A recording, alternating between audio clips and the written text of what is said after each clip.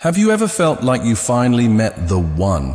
Someone who saw you, understood you, and made you feel deeply, almost magically connected? But just a few weeks later, you're emotionally drained, second-guessing yourself, and that same person has vanished like they were never real. You might have just crossed paths with a psychopath. And the scariest part is, you didn't even realize it until the damage was done. They look just like everyone else, charming, confident, sometimes even irresistibly magnetic. But behind that polished smile and smooth talk hides a predator in disguise. Psychopaths don't show up looking dangerous. They blend in among us, as friends, lovers, co-workers, maybe even family. And by the time you realize something's wrong, you're already drained, confused, questioning your reality. While they've already moved on to their next target, here's what's truly terrifying. Experts estimate that about 1 in every 100 people has psychopathic traits.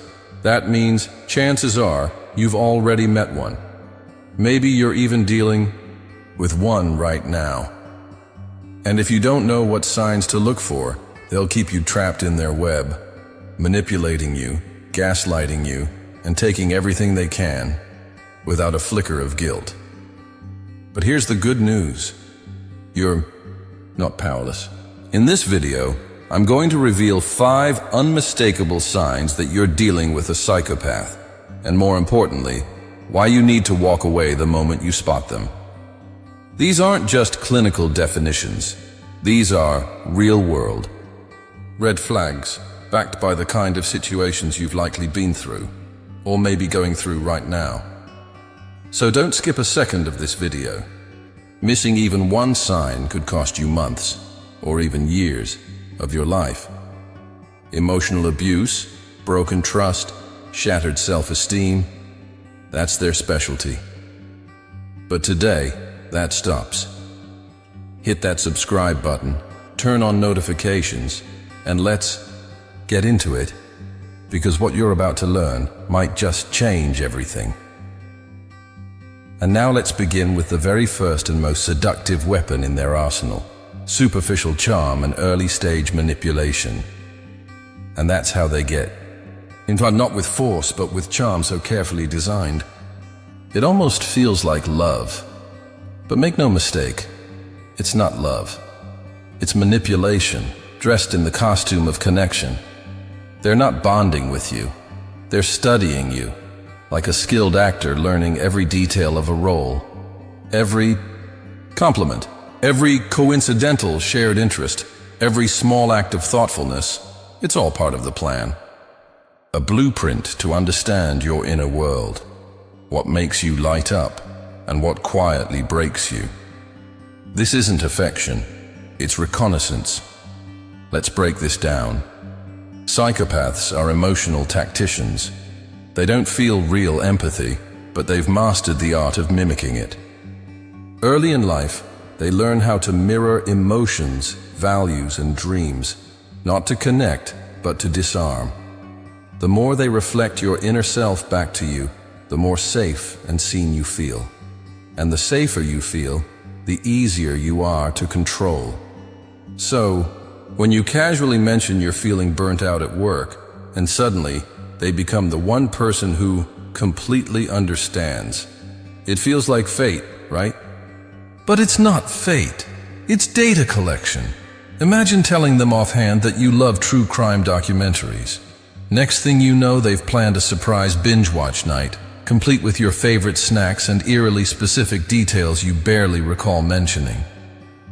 At first, it feels thoughtful, even romantic. But pause for a moment and look deeper.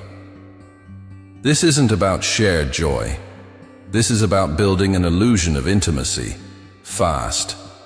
Faster than feels natural, faster than your instincts can catch up. And that's exactly how love bombing works. It's not chaotic or wild like the movies often portray. It's calculated, systematic. You're flooded with constant praise, endless affection, instant replies.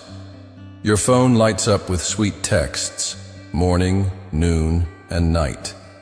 Within just weeks, they're already talking about your future together, about forever. You feel chosen, special, safe. But underneath it all is a trap, because all of it, every message, every promise, every show of affection, is conditional. The moment you say no, or hesitate, or reclaim a sliver of control, the warmth, it disappears. Maybe you take too long to respond. Maybe you gently question something they said, and just like that, the switch flips. The sweet words turn cold. The constant attention fades. What starts as overwhelming affection quickly turns cold, and you're left standing in the emotional silence, wondering what you did to deserve it. Suddenly, they're not the same person. They become distant, cold, even irritated, and for no clear reason, you're stuck replaying your words, your actions, trying to trace the moment everything shifted. You think, did I say something wrong? Maybe they're just having a bad day. You start to excuse the shift in tone, because what you're feeling doesn't match what you thought you knew. But that confusion, that internal spinning, it's not accidental. It's the first major red flag, that charming, magnetic version of them, the one who seemed perfect, only existed as long as you were meeting their unspoken expectations. The moment you stop giving them what they want, the mask slips. And behind it, nothing close to who you thought they were. Because this was never a real relationship. It was a transaction. You were giving attention, trust, validation, and they were taking. And the moment the exchange no longer benefited them, they pulled away. Quickly, sharply, without warning. The psychological toll this creates is real and raw. You begin questioning your own perception. Maybe I'm too sensitive. Maybe they're just stressed. You rationalize, you minimize. You cling to the sweet version of them you first met, the one that felt so real. But here's the truth. That emotional whiplash you're feeling isn't an accident. It's a feature, not a flaw in their behavior. It's designed to keep you unstable, always guessing, always trying harder. And in that confusion, you become easier to control. So, how do you protect yourself when affection becomes a weapon and connection turns into control? This is where Stoic philosophy offers clarity and calm. One of its core teachings is the distinction between what's within your control and what isn't. A Stoic doesn't waste energy trying to fix or change others. They focus inward. They master themselves. That means recognizing when your emotions are being manipulated, taking a step back instead of reacting impulsively to sudden affection or sharp withdrawal, asking the hard question, am I being loved or am I being studied? If someone feels too perfect, too quickly, if they seem to adapt to every word you say without any friction or difference, stop, pause. That's not depth, that's strategy. Because real connection grows slowly, rooted in mutual discovery, not flawless imitation. Your instincts may whisper before your mind fully understands.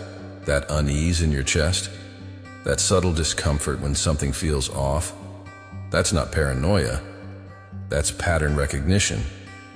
Your subconscious is catching red flags before your logic catches up. You don't need to panic. You don't need to confront. But you do need to stay grounded, take space, and observe. Time has a way of revealing truth. And one thing you can count on: a psychopath cannot maintain the performance forever. And once the charm fades completely, what replaces it is even more dangerous: lies, deception, and the slow erosion of your reality. Eventually, no matter how well the mask is crafted, it cracks. especially when you set a boundary or gently challenge their control. Because the truth is, a performance can't last forever. That's where stoicism becomes your armor. It's not about suppressing your emotions. It's about understanding them, grounding yourself in reality, and refusing to let someone else dictate how you feel. You can still be kind. You can still be open-hearted, but now, with eyes wide open. Not every intense connection is real.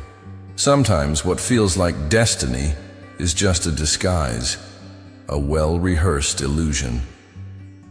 If someone's affection feels more like a spotlight than a steady warmth, too bright, too tailored, too soon, pause, take a breath, step back. Because chances are what you're feeling isn't love, it's bait. And the sooner you recognize that, the sooner you can protect your peace, your boundaries, and your sense of self from what comes next.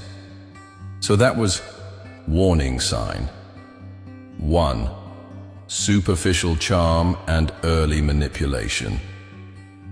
Now, let's move into the second unmistakable red flag, one that's far more subtle and far more disorienting. Pathological lying and psychological manipulation. Picture this. You're sitting alone in your car. The engine's off. Your phone's in your hand. And your heart, it's pounding. You're scrolling back through your texts, reading the same thread over and over again. You know what he said yesterday. You remember it exactly, word for word, but now Matt is saying none of it happened. In fact, he's suggesting you misunderstood, that you overreacted, that maybe, just maybe, you imagined it all. And the worst part, he's so calm, so composed, so confident. Meanwhile, you're spiraling into doubt, caught in a mental whirlwind. Did I hear it wrong? Did I push too hard? Maybe I really am overthinking things. This, right here, is what psychological manipulation and pathological lying look like in real life. Not as abstract concepts, but as everyday interactions that slowly corrode your grip on reality. It doesn't always come with shouting or chaos. Often it's quiet, smooth, almost logical. That's what makes it so dangerous. And if any of this feels familiar, you are not alone. What you've just heard is the second clear sign that you might be dealing with a psychopath. And it doesn't stop there, because once they rewrite reality, the next step is even more insidious. They start using your own trust against you. We left off with a moment of mental fog, when someone denies what you clearly remember, and suddenly, your reality starts to feel unstable. But here's where it gets even more dangerous. This manipulation doesn't just confuse you, it rewires you, because people like Matt, they don't lie the way ordinary people lie. Most of us bend the truth to avoid hurting someone's feelings or to sidestep an awkward moment. But with a psychopath, lying isn't about conflict avoidance. It's not about embarrassment or saving face. It's compulsive, and it's strategic. They lie when they don't need to. They lie even when the truth would be easier, cleaner, more believable. Why? Because lying gives them control. The moment they control the narrative, they control how you perceive reality. And if they can shape your perception, they can control you. What's truly chilling is how effortlessly they do it. They fabricate stories about their past, their pain, their relationships. And at first, it all sounds so convincing. You might hear about a traumatic childhood, a heartbreak, or a deep betrayal, and you feel for them. You lean in closer. You want to understand. But as time goes on, the details start to shift. That tragic accident they once described, now it's a story of being betrayed. One day, they were raised by a cold, distant father. The next, it was an unstable mother. And when you gently, reasonably ask about the inconsistency, something strange happens. They don't clarify, they twist. Sometimes they lash out in anger. Other times, they melt into victimhood, accusing you of being too suspicious, too cold, too insensitive. And somehow, you end up being the one who feels guilty. Guilty for asking, guilty for noticing, guilty for doubting. That's when the gaslighting begins in full force. This isn't just a lie here or a forgotten promise there. This is a psychological war, designed to make you question everything you know to be true. They say something cruel in a conversation, and later insist they never said it. They make promises, then deny ever having made them. They do something to provoke a reaction, then turn around and call you too emotional when you respond. And slowly, your trust in yourself begins to fracture. You stop speaking up. You second-guess your own memory. You start running every thought through a filter of doubt. Let's go back to Matt for a moment. He tells you, in confidence, that your co-worker Jen has been bad-mouthing you. He says he's just looking out for you. But behind the scenes, he's telling Jen that you have an issue with her. He's quietly stirring the pot from both sides, watching the tension rise, watching you get isolated, watching you grow paranoid and confused. And here's the most twisted part. The only person who seems to understand what's going on, the only one who seems to be in your corner, is him. But it's all part of the trap.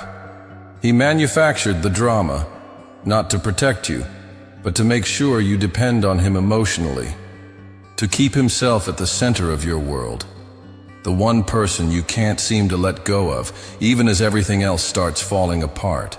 And that's how they tighten their grip, through confusion, chaos, and control. But manipulation doesn't end with lies and mind games. So, as we just saw, Matt's manipulation goes far beyond simple lies. He doesn't just twist the truth, he divides and conquers. That tactic he used? It's called triangulation, and it's one of the most devastating tools in the manipulator's arsenal. By pitting you against others, whispering lies to both sides, he effectively isolates you. He cuts you off from your support system, your clarity, your sense of safety. And in doing so, he elevates his role in your life. He becomes the only one you feel you can trust. But here's the reality. This isn't just manipulation. It's psychological warfare, waged by someone who lacks a working moral compass. Psychopaths don't feel guilt the way you do. They don't lose sleep over the hurt they cause. They don't wrestle with remorse after a lie, because to them, lies aren't accidental. They're not slips of the tongue. They're weapons, and they know exactly how to use them. They understand the emotional weight that words carry. That's why their lies always have just enough truth woven into them to feel real. They study you, carefully, to see which version of reality you're most likely to believe. And once they find it, they cling to it with unshakable conviction. Even when you catch them red-handed, they'll double down with confidence so smooth, it'll make you feel like the liar. So what can you do when you're trapped in this kind of mind game? Here's where Stoicism offers something invaluable: clarity. One of the most powerful principles in Stoic thought is this: learn to distinguish between what's within your control and what isn't. You can't force someone to tell the truth. You can't change the way they twist facts or rewrite history. But what you can control is how you respond. Stoicism doesn't ask you to shut down your feelings or become numb. It teaches you emotional discipline, the strength to step back, to observe and to pause before reacting. When confusion creeps in, ask yourself, is this the truth, or is this manipulation? You don't have to argue. You don't have to prove anything. You don't even need them to admit what they did. What you do need is to protect your mind. Your clarity, your peace. Here's how. Start documenting. Write down conversations, dates, key events, not to use as evidence against them, but to anchor yourself when your memory gets distorted. Give yourself hard proof when your brain starts to doubt what's real. Talk to people you trust, those outside the manipulator's reach. Let them remind you of who you are and what really happened. Because when the truth is always shifting, when your memories are constantly questioned, when you feel like you're losing your grip on reality just for asking honest questions, that's not miscommunication. That's a tactic. You are not broken. You are being broken down by someone who sees your confusion as the perfect opportunity to gain control. But this tactic isn't the only one they use. Because while they erode your mind, they're also quietly draining your life, your energy, your finances, your space. So far, we've uncovered how a psychopath uses charm to hook you and lies to control you. That brings us to the second, unmistakable red flag: pathological lying and psychological manipulation. And let's be clear, this isn't just something to watch out for. It's not just a warning. It's a reason to run. Because the longer you stay in their world, the further you drift from your own reality. And once that disconnection sets in, once you start doubting your own memories, your own instincts, finding your way back becomes a much harder fight. If this part resonated with you, let me know by commenting yes down below. Your voice matters, and your story, it's powerful. Now, let's keep going and step into the third major sign that you may be dealing with a psychopath. A chilling lack of empathy and emotional depth. Let me ask you something personal. Have you ever opened up completely to someone, poured out your pain, your heartbreak, your fears, only to be met with a blank stare? Or worse, a perfectly rehearsed response that felt robotic, like they were reciting lines from a script instead of actually feeling with you? You sat there, emotionally exposed, hoping for comfort, for understanding. But instead, it felt like your pain bounced off a wall. That moment, that emotional vacuum, is more than just an off day or poor communication. It's a glimpse into what it feels like to be with someone who truly lacks empathy. And that right there is the third undeniable sign you're dealing with a psychopath. Now, here's what makes it even more unsettling. Psychopaths are excellent observers of emotion. They can study it. They can name it. They can even mimic it with unsettling precision. But they cannot feel it, not the way emotionally healthy people do. What you're experiencing isn't human connection. It's a performance. It's like watching a flawless monologue in a theater. The lines are perfect, the tone is polished, the expressions are well-timed, but something's missing. The spark, the soul of it, that invisible, deeply human energy that tells you someone is right there with you, truly feeling your pain. Empathy is the heartbeat of every real emotional bond. It's what makes us wince when someone else is hurting. It's what lets us sit beside a grieving friend and feel their sorrow in our own chest, even when we don't have the words. But a psychopath doesn't feel that. They don't have that internal reflex. Emotionally, they are deaf. And what happens when someone acts like they care, but in reality they feel nothing at all? That's what we'll dive into next. Because when empathy is just a mask, even your most vulnerable moments become tools for their control. We just uncovered how psychopaths can imitate empathy, but never truly feel it. And once you look closer, that emotional emptiness becomes impossible to ignore. Here's the thing. They see your emotions the way someone might watch a movie with the sound turned off. They can observe what's happening on screen, your expressions, your words, and even describe it. But it doesn't touch them. Not really. That's why their reactions to suffering often feel so off, unsettling in a way that's hard to explain. When you're anxious, overwhelmed, or heartbroken, they might offer advice that sounds logical on the surface, but something about it feels robotic, like it's missing the most essential human ingredient.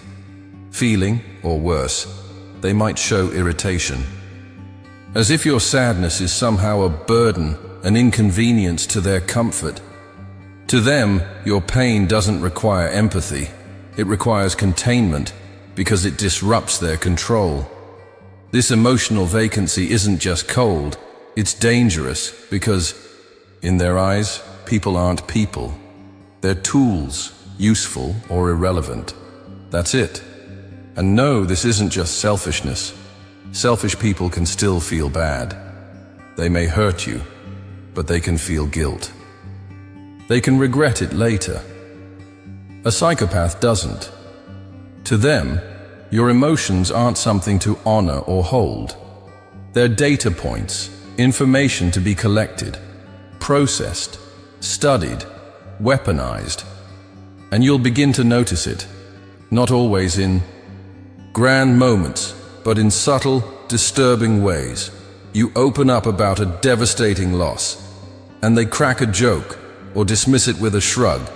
You share something that shattered you, and they look at you like they're bored or even annoyed that you're being so emotional.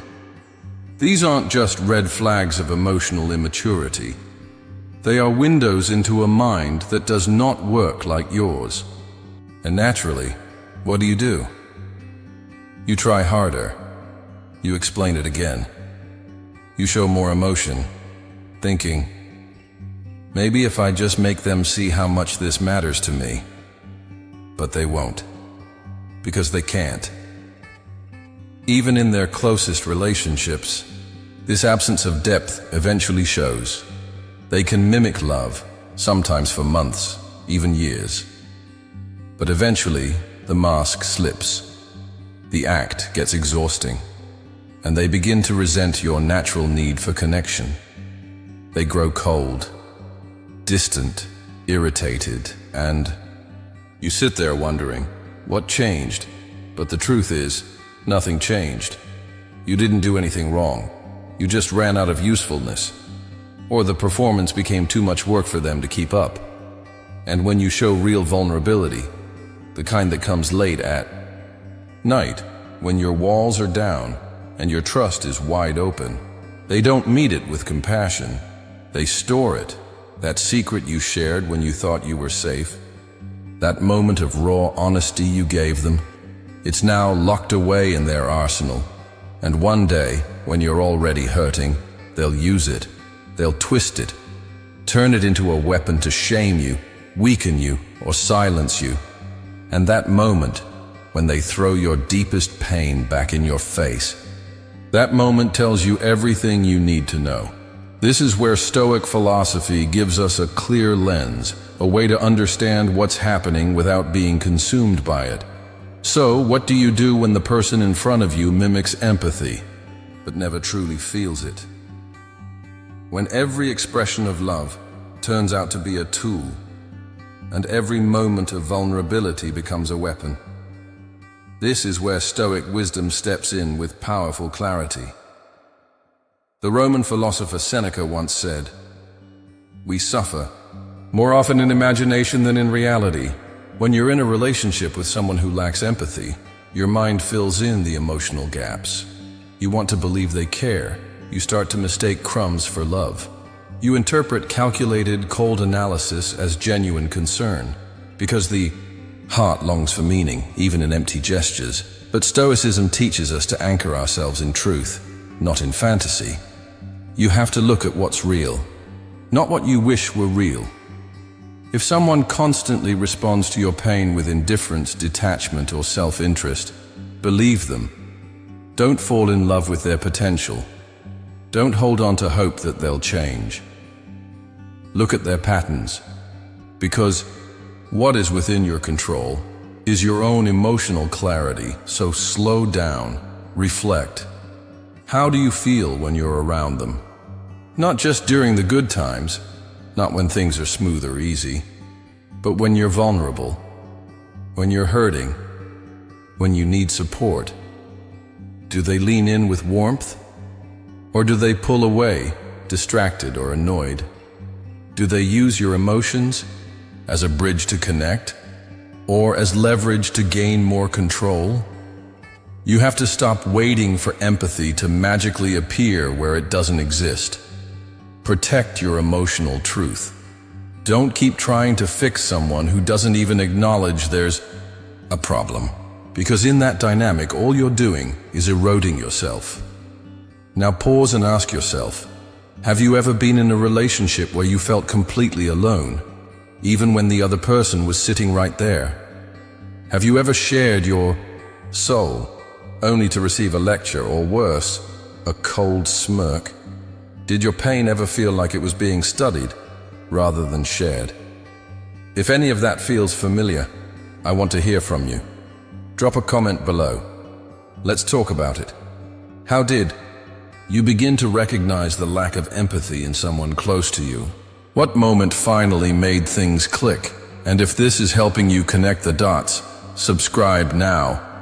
Because you're not just watching this video, you're reclaiming your power. You're learning how to see clearly, how to act wisely, and how to finally protect your peace. In the last section, we uncovered what it feels like to be emotionally drained by someone who treats your feelings as data. But the damage doesn't stop at your heart. Sometimes it goes deeper. Into your wallet, your time, your space, even your sense of self. Because the fourth unmistakable sign that you're dealing with a psychopath is this: a parasitic lifestyle and systematic exploitation of others. And the most disturbing part? They rarely present it as taking. They call it sharing, supporting each other, building a future together. But beneath the surface, something much darker is happening. You think you're in a partnership, but in reality, you're being harvested.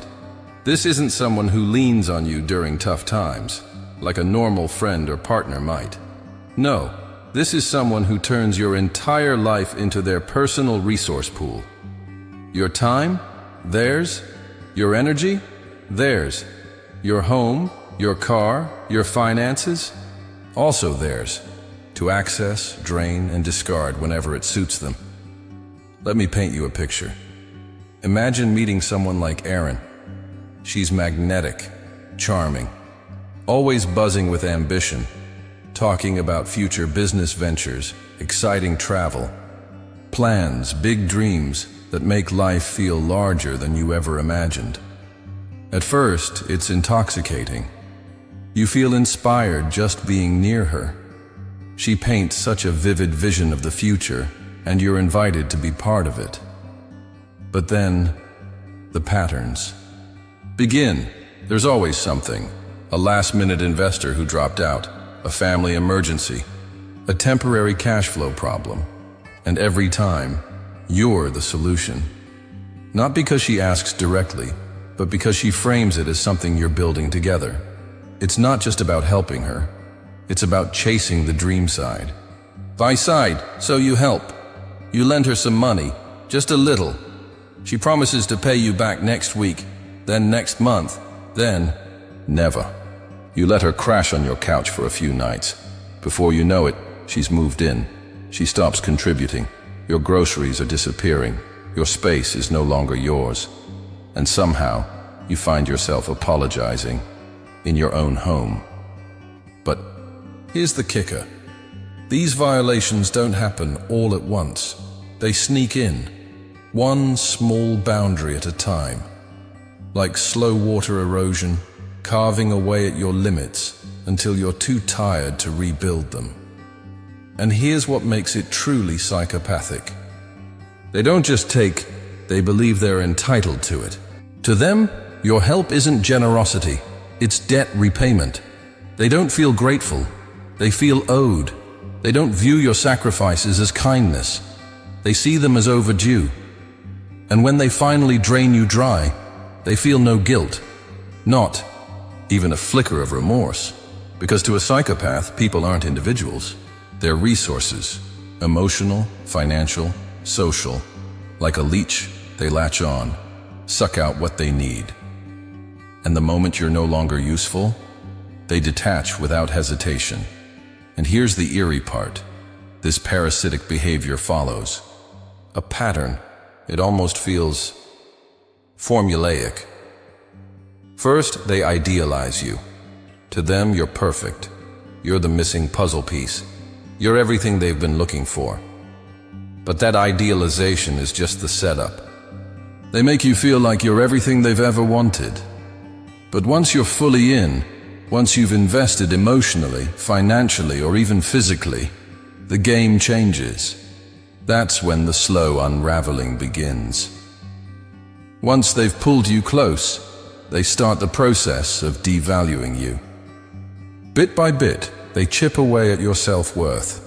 They question your judgment, not in obvious ways, but subtly. They mock your dreams with backhanded compliments.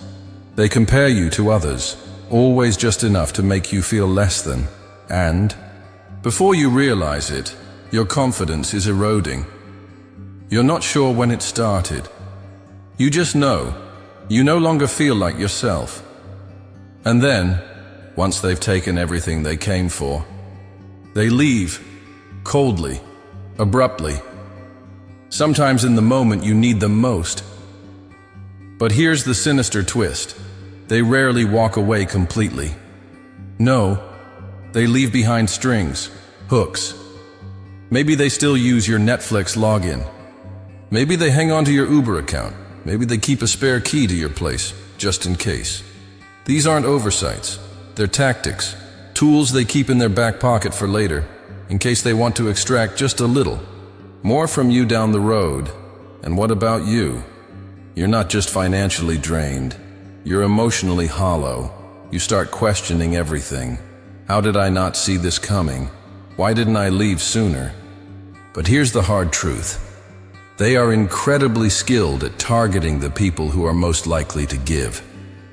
They look for empathy, for kindness, for success, or recent vulnerability, like a breakup, a job loss, or grief. They read these cues like predators tracking wounded prey, and they feel no shame about it. None. In their twisted logic, if you let them in, then you were weak. And if you were weak, you deserve what happened. That's the cruelty of their mindset. They do the damage, and then somehow make you feel responsible. Psychologically, these individuals operate from a hollow core, an identity built not on real self-worth, but on manipulation, charm, and dominance. They don't build bonds. They build attachments that serve a purpose. And the second you stop serving that purpose, your value drops to zero. This is where Stoic philosophy can become your shield. The philosopher Epictetus once said, "Wealth consists not in having great possessions, but in having few wants." And that's the key difference. A psychopath's hunger is endless. You can give them love, time, help, support, and it will never be enough, because they don't want real connection. They want control, and when that hunger spins out of control, it leads to chaos, not just in your life, but in theirs too. So as we've seen, no matter how much you give, it's never enough. You can't outlove their emptiness. You can't outgive their endless hunger. You can't fix the void inside them, but you can protect yourself from being drained by it. This is where Stoicism becomes your compass. It teaches us to place our peace above our possessions and our virtue above the need for validation. When someone repeatedly takes more than they give, when they test your boundaries over and over again, it's not your job to keep justifying your limits. It's your job to honor them. not from anger, but from wisdom. Because once you truly see their pattern, the manipulation, the taking, the entitlement, you realize something powerful. You don't owe them anything. You don't owe them continued access to your energy, your kindness, or your life. It's not just bad behavior. It's a survival tactic, and it comes entirely at your expense. So what do? You reclaim what's yours. Your space, your time, your money, your self-respect. Because to a psychopath, your generosity isn't a gift. It's a resource, one they will exploit for as long as you allow it. And the longer you wait to draw the line, the more they'll take, without hesitation, without remorse. The sooner you see the game, the sooner you can walk away with what's left intact. And that brings us to the fifth and final red flag, one that may feel different than the others.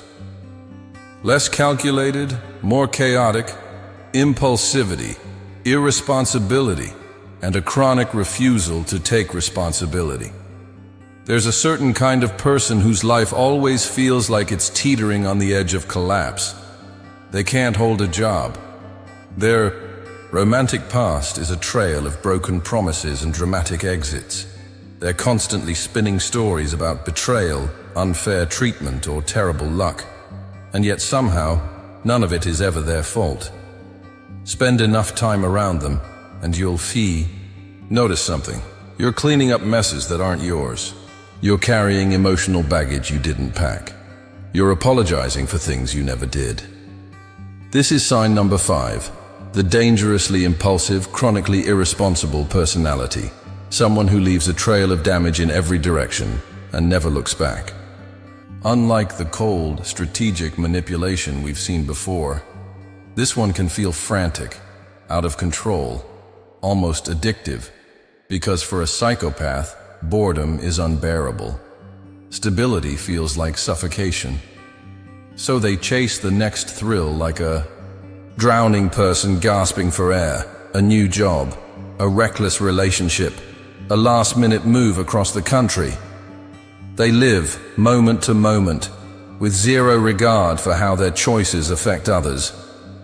And the fallout, it's like broken glass scattered behind them. And you're the one left to walk barefoot across it. But there's still more to understand, because the way they respond to consequences says everything about who they really are.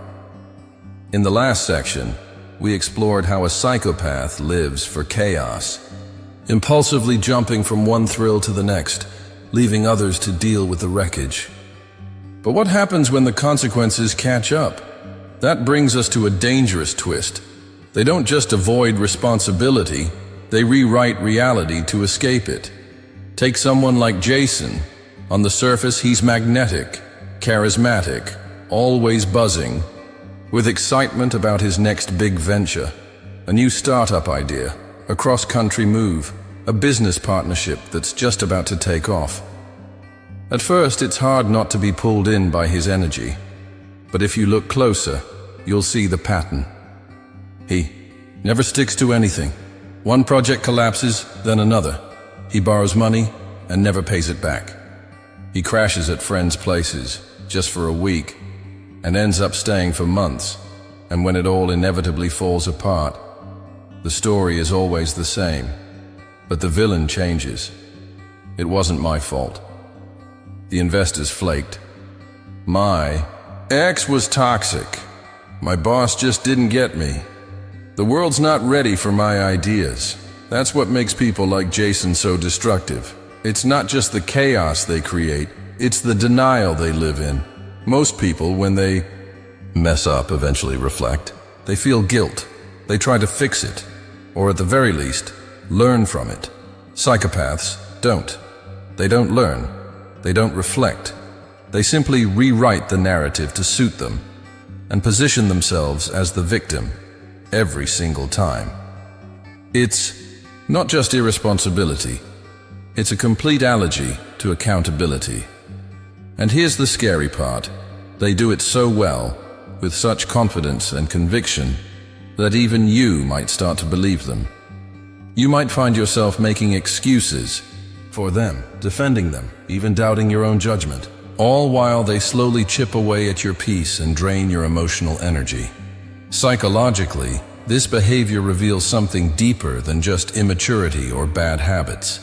It points to a fractured moral compass, a mindset where personal pleasure always trumps the well-being of others. There's no internal brake system, no pause, no moment of, should I do this? They want something, so they act. And if consequences come, they deal with them only when absolutely forced to. And even then, the blame is never theirs, that lack of responsibility. It's not random, it's intentional. It allows them to keep moving forward, without guilt, without repair, without reflection. Here's where Stoic philosophy offers clarity amid the chaos. The ancient Stoic thinker Chrysippus once said, "He who errs in action, errs in judgment." When you're caught in someone else's storm, it's easy to feel like you caused the winds, like you didn't do enough, weren't supportive enough, should have been more patient, more understanding. But Stoicism teaches us something essential. You are not responsible for someone else's dysfunction. You are not the cause of their erratic choices, and you are not the one who has to clean up their emotional mess. So how do you stay grounded when everything around them is chaos? In the next section, we'll explore how to reclaim your mental space, set unshakable boundaries, and protect yourself from the emotional wreckage they leave behind. In the last section, we uncovered a harsh truth. Some people don't just cause chaos, they depend on it. And when you're the one constantly trying to hold everything together, you lose yourself in the process. Here's the truth you need to hold on to. You cannot find peace trying to stabilize someone who thrives on disorder. When someone's life is a never-ending cycle of self-inflicted chaos. When they spin out time and time again, always expecting you to catch them. That's not just instability. It's entitlement. You'll see it in the way they demand forgiveness, but never offer an apology. In how they expect commitment without ever showing consistency.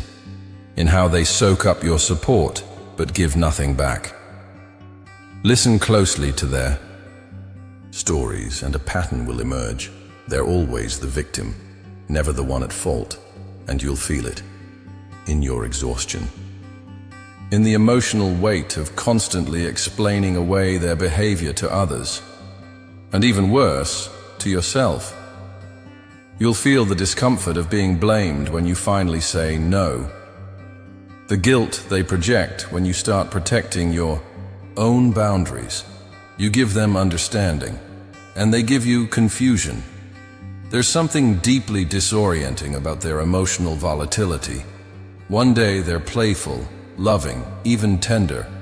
The next, they're cold, cruel, unrecognizable, and those mood swings, they're not random, they're not harmless, they're not just who they are.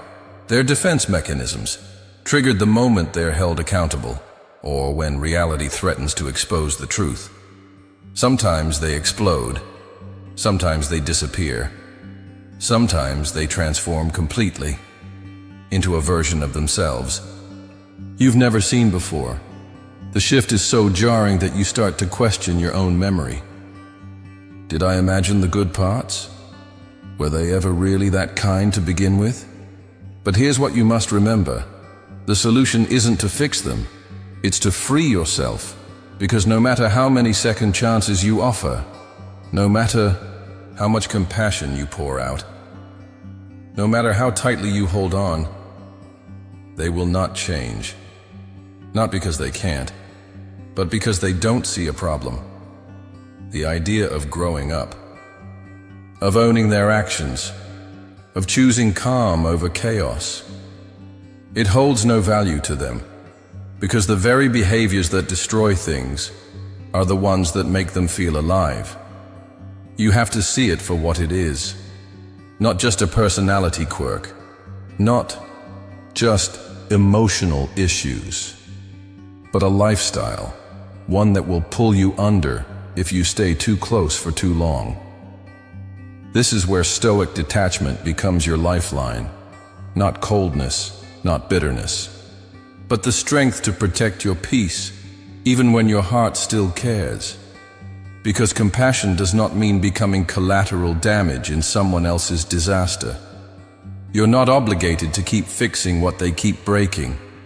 If any of this has felt painfully familiar, you're not alone, you're not crazy.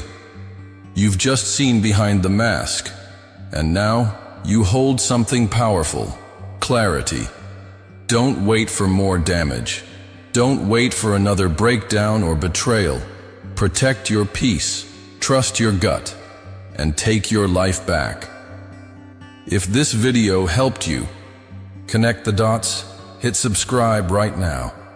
This channel is your safe space to heal, to learn, and to stay one step ahead of the manipulators. Join our community.